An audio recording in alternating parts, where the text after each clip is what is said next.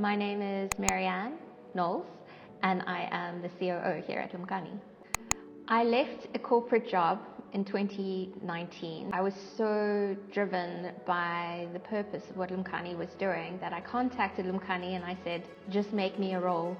I'll do whatever to be part of this, and I haven't looked back since.